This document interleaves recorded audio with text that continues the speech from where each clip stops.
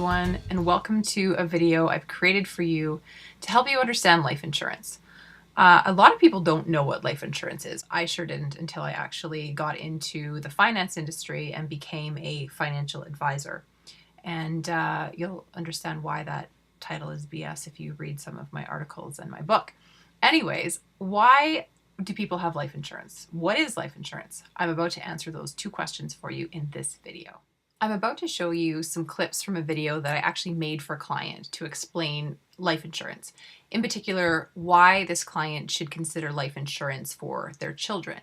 So before I show you that video, I just want to add a really quick and easy explanation of life insurance. There are three key types of life insurance. The first is the type of insurance that only pays out if the insured person dies. So interestingly enough, the name is the exact opposite, life insurance, of what has to happen in order for there to be a financial payout. So it's a lot like buying insurance on your car, except for instead of crashing to get payment, you die to get payment. And then of course you don't get payment. The payment goes to the people you decided that payment would go to when you were still alive, because you signed a contract with a life insurance company, much like you sign a contract with a car insurance company that says certain things will happen if you die or if you crash your car. There are two other types of insurance that are really important to understand. They are called living benefits. So they actually do benefit you if you are still alive, and that is disability insurance and critical illness insurance. And we're going to talk about those in another video. The video I'm about to show you, I actually showed to a friend of mine. She's 24 years old, and she was like, okay, Lyndsie, this is a great video, but I still don't get what life insurance actually is. Like, why should people have it? Well, first of all, life insurance, what it is it's a policy. It's a type of insurance policy. And it's created to minimize the risk involved with a certain event happening. So like your car crashing, there are risks involved with dying. And there's a certain number there that people can place on sort of the value of their life and what if they left, small children behind or a lot of debt behind. That number is different for everyone of what that risk is, that if they passed away, bad things could happen. There are two ways to do this. One is a very basic plain vanilla insurance policy. It's actually called term insurance. And the reason it's called term insurance is because the policy that you buy is good for 10, 15, 20, 25, 30, 35 years. The most I've seen is 35 years. And the amount of money that you pay every month stays the same for that entire term. So that's a guarantee, which is nice. You don't have to worry about your premiums jumping up and down like we do sometimes with our car insurance. Term life insurance is the cheapest type of life insurance to own because you're just paying for insurance. There's no cash there. There's no investment component like there is with the next type of insurance that I'm going to explain to you. The next type of insurance is called whole life insurance. I like to call this maple walnut because it has extra features that you may or may not want. If you just want plain old insurance and you're comfortable with the idea of you paying for something for 20 or 25 years and never getting anything out of it, and you just want to cover off the risk and that's enough for you, then term insurance is great for you. If you want to put a little extra money in that policy every month and have it actually do something for you while you're alive, potentially, because we don't know when people are going to pass away, but it could potentially benefit you during your life. That is where whole life insurance comes into play. There is no term on whole life insurance. Whole life literally insures a person for their whole life, which is really cool because there are a lot of reasons why having insurance until you pass away, whether that be at 55 or 85 or 105, is a good thing. There's always expenses involved with dying, and it's nice to not leave your loved ones with that expense. So I'm a huge fan of actually a combination of term insurance and whole life insurance. A little chunk of whole life insurance because it's more expensive than term insurance to keep a person insured for their whole life, and then term insurance to cover off those debts that we have while we're younger, such as a mortgage and maybe a car loan.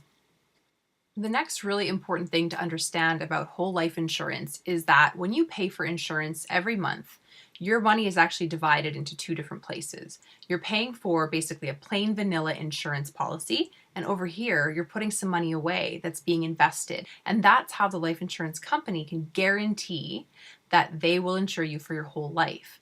One of the top reasons why people choose to own whole life insurance, maple walnut, over plain vanilla is because they like the idea of getting something out of it while they're alive. And that is possible with whole life insurance, whereas it's not with term insurance. And in the video you're about to see, I'm going to get into a little bit about how that works. So here we go. And that is insuring kids. And if you don't know a lot about insuring kids, your initial reaction is probably going to be, oh my God, why would I ever even want to think about my kids dying? And the thing to know is that the last reason we insure our kids is in case of death. The first reason we insure our kids is because it's inevitable that, in my case, my son will need life insurance. Someday he will be needing a business loan, or he will have a wife and a new baby, and he will need life insurance. And so why wouldn't I help him with that by setting him up with that while he's young and healthy, buying him a whole life insurance policy now and paying for it for the next 10 or 20 years. And then he's good. He's good to go for the rest of his life. What we don't know, however, is what they're going to choose to do for a living. I've been working with some clients, some ranchers. The husband is a bullfighter. So he's the guy running around in the ring with the bull riders. He's distracting the bull. And when the bull rider gets bucked off, he's trying to make sure the bull doesn't kill the guy. You can imagine how much fun it was getting life insurance for him. And there are ways of going about getting life insurance for people with dangerous jobs. So the second reason is we have no idea what they're going to do for a living when they're older. They could end up in a dangerous job that causes them to be denied by most insurance companies, or they will be allowed to buy a policy from a company, but at a very expensive cost. So because this particular client was super healthy, I was able to get him, a policy that costed a little bit more than it would have for someone with a regular, non-dangerous job. But because he was super healthy, we didn't have to go to the next level of product, which is companies that issue policies to very high-risk people, and therefore their prices reflect that. His wife, she works with horses every day. She does counseling and basically social work with horses. And all of life insurance companies see any type of work with horses as being super high risk. Once again, I was able to get her insurance, but it was very much more expensive than it would have been if she would have just had a boring old desk job. Moving on to the third reason. So if you are with me on the first reason to insure your kids, which is they'll need it one day, then you'll get the third reason too. And the third reason is the possibility of future health issues. We don't know what the future holds for our children, but hopefully you're like me and your child is healthy now. The cost to insure a life obviously just increases every year, and health challenges are like dangerous jobs. Some cause life insurance companies to balk and say, we're not comfortable with your risk. So back to my couple, the bullfighter and the woman who works as a social worker with horses. Had their parents known all of this back when they were kids, maybe this couple wouldn't have had to come to me in their mid-30s with a young family and no life insurance, ending up having to pay higher premiums because they both have dangerous jobs. We want our children to build their lives based on their passions and God-given talents, not on a career that, keeps the insurance costs down. Every parent has a different set of tools they want to provide their children with to prepare them for adulting.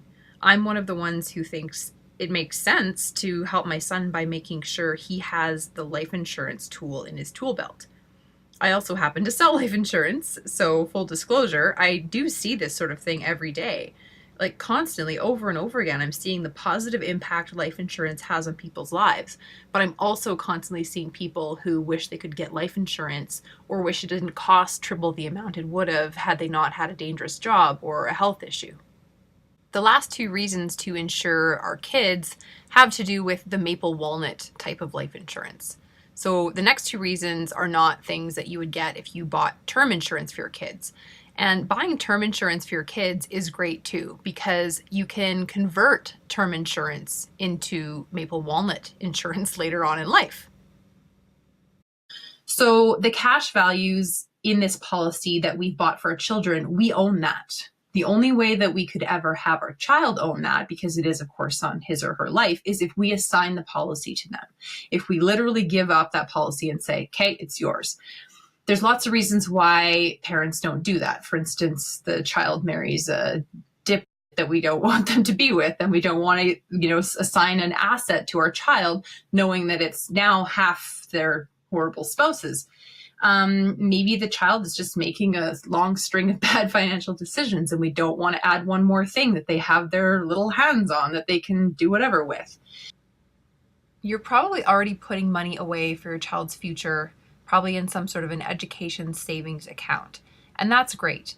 But what I want you to know is whole life insurance can be a great additional tool to add to their tool belt for their future. Because the money in this investment account or cash account or whatever you want to call it is money that's accessible through a policy loan. And that money can be used for education, for starting a business, for buying the first home, for buying a car. It can be used for all sorts of things. It can also just be sort of there in case of some sort of an emergency involving your child.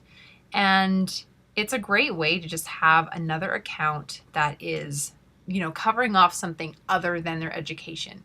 It can definitely be used for education because it can be used for anything. However, all these registered education savings plans in Canada and the US do have stipulations on how they can be used. And of course, they are for education purposes only.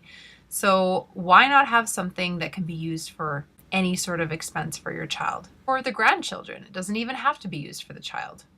The last goal for this type of life insurance policy on our child's life is for ourselves, to add additional income to our own retirement. So it's basically like having another RSP because it's a tax sheltered investment.